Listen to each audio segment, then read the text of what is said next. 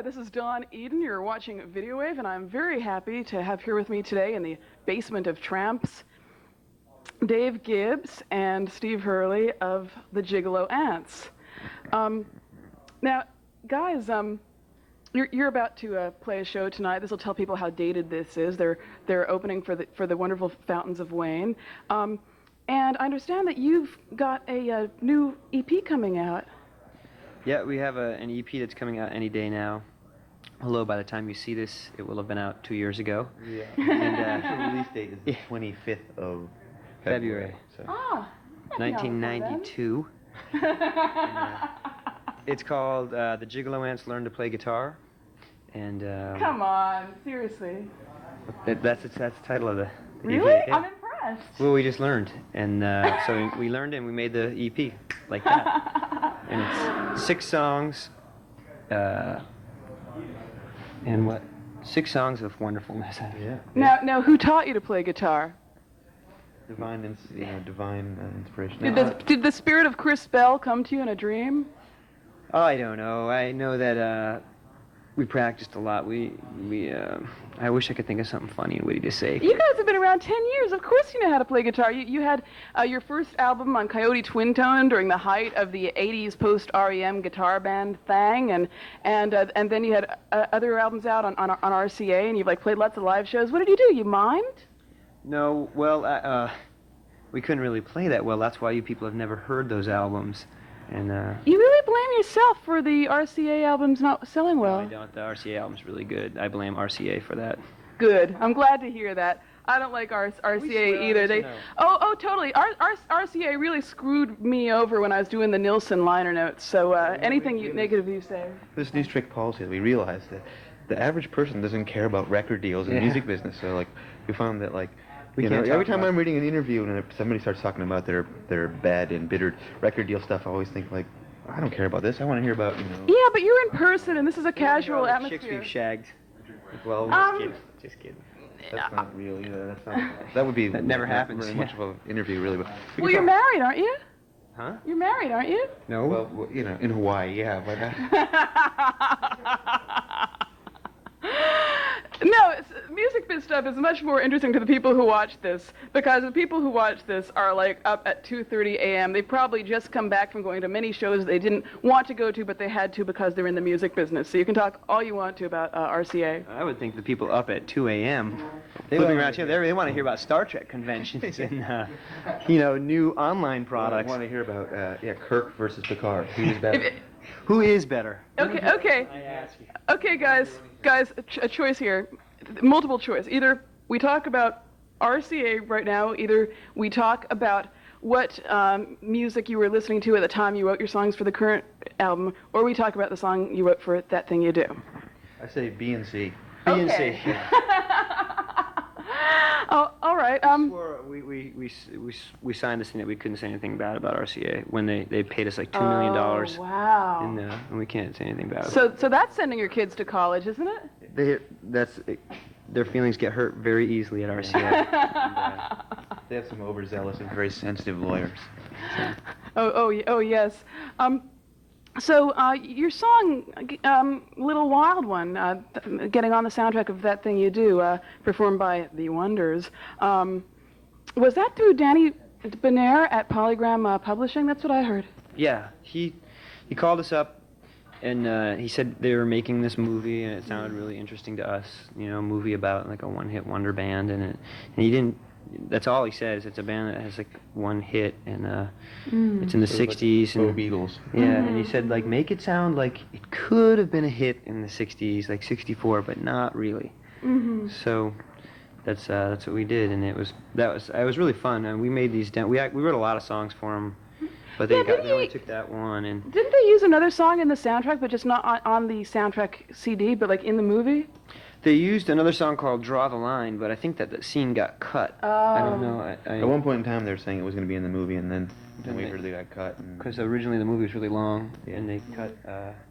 Mm-hmm. And for those who don't know, despite what Jeff Salomon said in this week's Village Voice about That Thing You Do flopping, the album was a big success and was in the top 40 albums for many moons, so you guys must be really happy about that.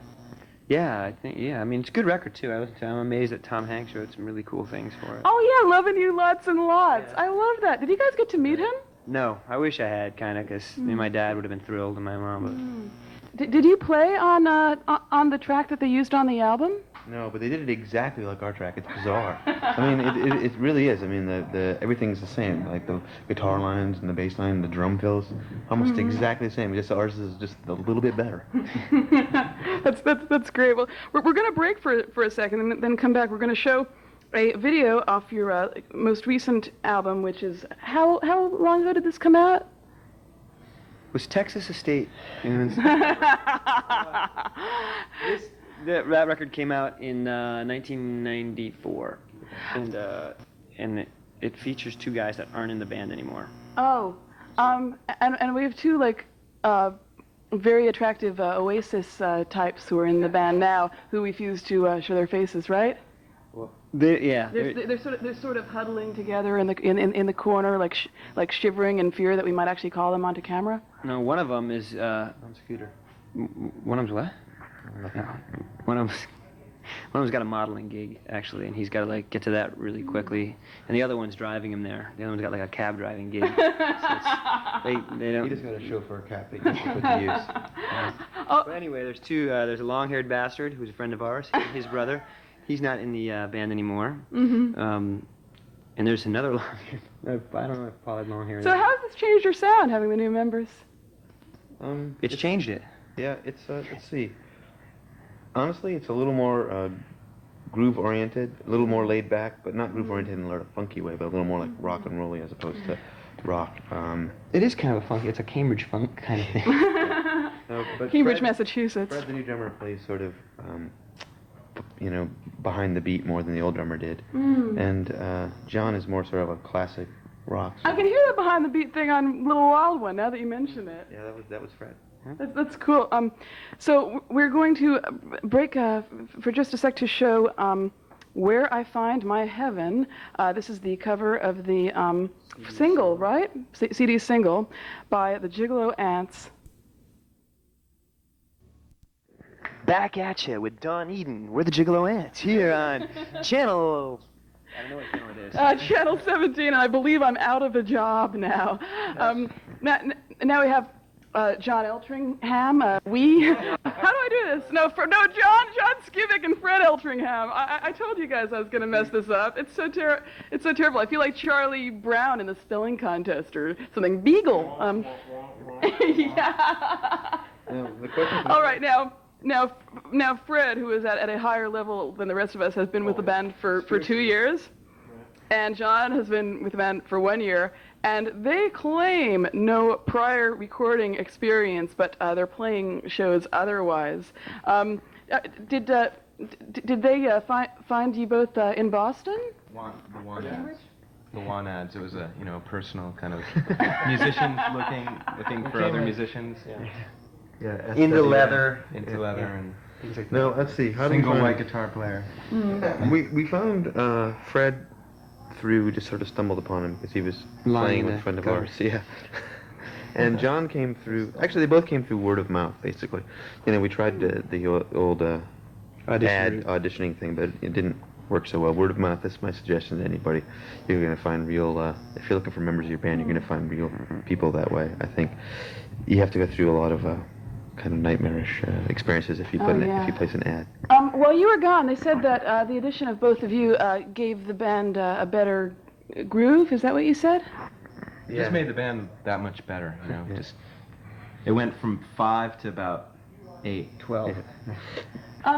Now, Fred, what was it like growing up as a drummer and not wanting to be John Bonham or Phil Collins? You were pretty... I did want to be John Bonham. Oh. Sometimes when he tickles the ivory, like Phil Collins in a sensitive moment. I still want to be John Bonham. Are they serious about you guys writing sappy piano ballads? Part-time. It's part-time. I write them on harpsichord, with the piano. Oh, for that left bank, Mike Brown kind of feel. I can appreciate that. Do you guys have Have any immediate plans to be playing New York again sometime, maybe after this airs? After this airs, we'll probably be up in the garden. So. We like to play every 4 days in New York.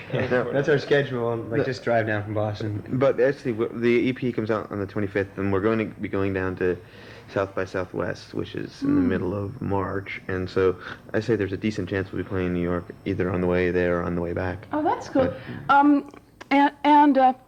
Besides Tramps, where we are, or actually maybe including Tramps, where's your favorite places to play when you're in New York? Like the Mercury Lounge. Yeah, it seems like Brownies, Brownies and Mercury Lounge are Yeah, the that's the places places that we play. most. The garden sometimes. I agree with you about the Actually, Mercury Irving Lounge. Plaza was really nice Irving to play. Plaza That was our is favorite place to play. Oh, wow. Who are you playing with there? Paul Westerberg. Yeah. That must have been a great show. Yeah. Did he talk to you guys backstage? Nobody looked at us. He touched us off. Yeah, he did flip us off. You guys fucking suck, man. Thanks for ruining my show. No, he was very nice, and we have the same manager. And when he came off the stage, he was like, "Hey, I'm gonna be honest with you.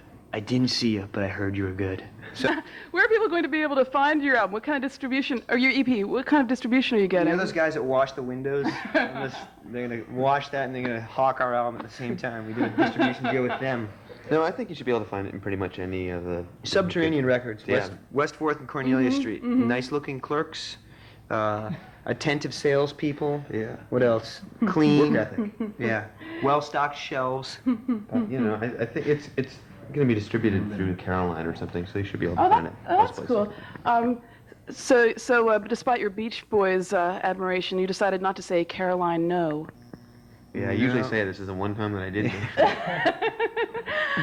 Well, I've been talking with Fred, John, Steve, and Dave of the Gigolo Ants.